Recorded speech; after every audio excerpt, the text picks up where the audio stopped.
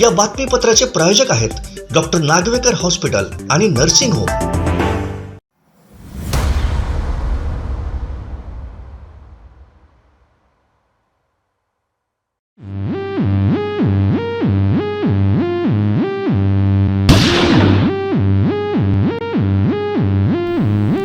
शोध गुन्ह्याचा, शोध सत्याचा, बुरख्याआड लपलेल्या व्हाईट कॉलर गुन्हेगारीचा।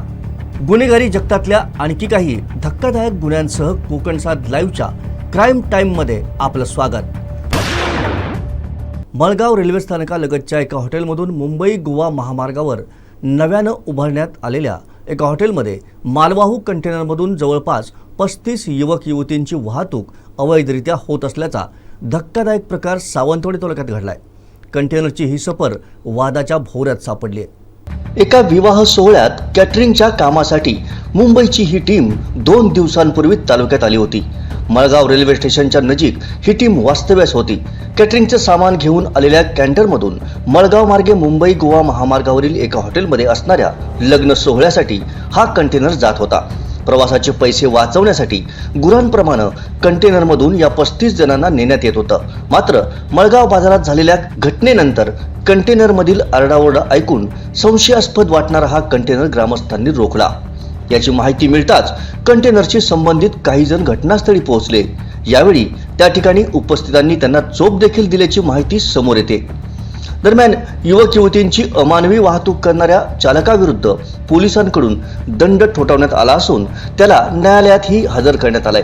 त्यातच हा कंटेनर पोलीस ठाण्यात आणत असताना अर्धा तास लेट आल्याचं उपस्थितांकडून सांगितलं जात आहे। त्या अर्ध्या तासात काहीतरी झाल्याचा संशय आहे असं त्यांचं मत आहे, परंतु पोलिसांकडून गाडी रस्ता चुकल्याचं सांगितलं गेलं। याच प्रकरणावरून पोलिसांसह मनसे सामाजिक कार्यकर्त्यांनी धारेवर धरत या प्रकारावर नाराजी व्यक्त केली आहे। तर यात अंमली पदार्थांच्या तस्करीचा संशय सामाजिक कार्यकर्ते सुनील पेडणेकर यांनी व्यक्त केलाय। मनसेचे ॲडव्होकेट राजू कासकर यांनी याबाबत लवकरच भाष्य करणार असल्याचं सांगितलंय। त्यामुळं सध्या हे प्रकरण वादाच्या भोवऱ्यात सापडलं असून बड्या राजकीय नेते मंडळींनी देखील या प्रकरणात लक्ष घातल्याची माहिती समोर येते।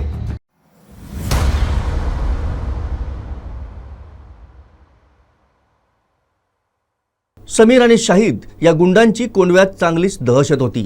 या भागातील व्यापारीही या गुंडांना घाबरून होते। त्यामुळे व्यापाऱ्यांचं मनोधैर्य वाढवण्यासाठी पोलिसांनी बॉलिवूड स्टाईल वापरली। पुण्यातल्या कोंडवा परिसरातला हा व्हिडिओ आहे। समीर शेख आणि शाहिद शेख कोयता गँगमधील आरोपी। या आरोपींसोबत आणखी 3 अल्पवयीन मुलं आहेत।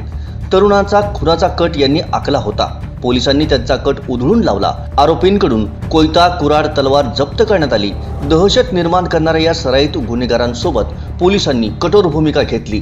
समीर आणि शाहिदची कोंडव्यात चांगलीच दहशत होती। या भागातील व्यापारीही या गुंडांना घाबरून होते। त्यामुळं व्यापाऱ्यांचं मनोधैर्य वाढवण्यासाठी पोलिसांनी बॉलिवूड स्टाईल वापरली। त्या गुंडांची धिंड काढली। रोज व्यापाऱ्यांना धमकावणाऱ्या या गुंडांची अशी अवस्था पाहून त्यांनी पोलिसांचं अभिनंदन देखील केलं।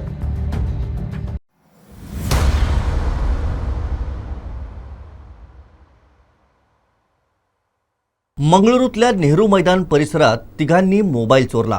यावेळी घटनास्थळी असलेल्या पोलीस उपनिरीक्षक वरुण अलवा यांनी तात्काळ प्रसंगावधान दाखवलं आणि चोरांचा पाठलाग केला। पोलीस चोरामागे धावतो, भर ट्रॅफिकमध्ये चोराला आडवा पाडतो आणि तुडवतो असे सीन 10 पैकी 4 सिनेमात हमखास सापडतील। तशीच एक घटना समोर आली आहे। सुरुवातीला पोलीस चोरामागे धावतोय म्हणजे एखाद्या सिनेमाचं शूटिंग सुरू असल्याचा भास लोकांना झाला। चोराला आडवा पाडल्यानंतरही लोक दबकत पुढे आले। एका मोबाईल चोराला पकडतानाची ही घटना कॅमेऱ्यात कैद झाली आहे।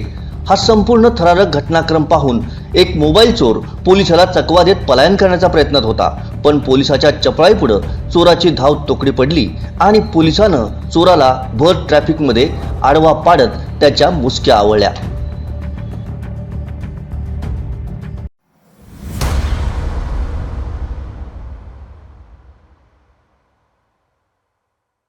गुन्हेगार फसवणुकीसाठी कोणता मार्ग अवलंबतील याचा नेम नाही। बोरिवली पोलिसांनी एक असा गुन्हा उघडकीस आणलाय जे ऐकल्यावर सर्वांच्याच भुवया उंचावतील। सायबर गुन्हेगारांना फसवणुकीची रक्कम ट्रान्सफर करण्यासाठी आरोपी चक्क आपले बँक खाते भाड्यानं देत असल्याची माहिती उघडकीस आली आहे. आरोपी 10% कमिशन द्यायच्या अटीवर सायबर गुन्हेगारांना आपले बँक खाते भाड्यानं द्यायचे. बोरिवली जीआरपी पोलिसांनी या प्रकरणी 2 आरोपींना अटक केली आहे. दोघेही आरोपी मुंबईतील गोरेगाव आणि धारावी परिसरातील असून पेशानं रिक्षाचालक आहेत. दोन्ही आरोपींची वेगवेगळ्या बँकांमध्ये खाती आहेत. एका आरोपीची 20 तर दुसऱ्याची 30 बँक खाती आहेत. दोघेही 10% कमिशनवर आपली खाती सायबर गुन्हेगारांना भाड्याने द्यायचे.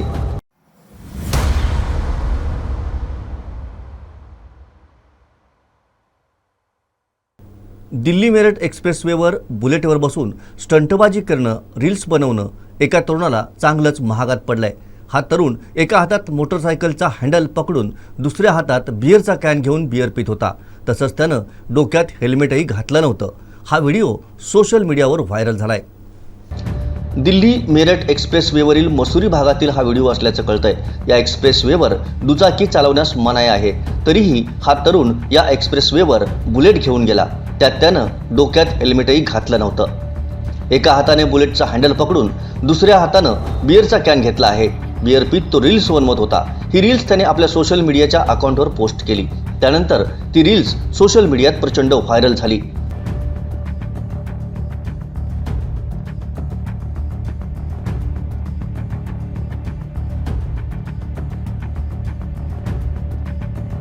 त्यानंतर नो एंट्रीमध्ये घुसणं, विना हेल्मेट गाडी चालवणं आणि बिअर पिऊन वाहन चालवणं अशा 3 गुन्ह्यांसाठी तब्बल 31,000चा दंड या युवकाला ठोठावण्यात आला.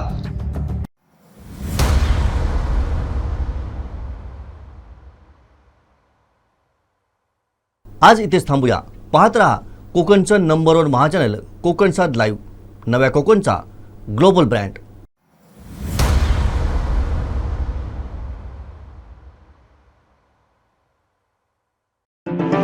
या बातमीपत्राचे प्रायोजक होते डॉक्टर नागवेकर हॉस्पिटल आणि नर्सिंग होम.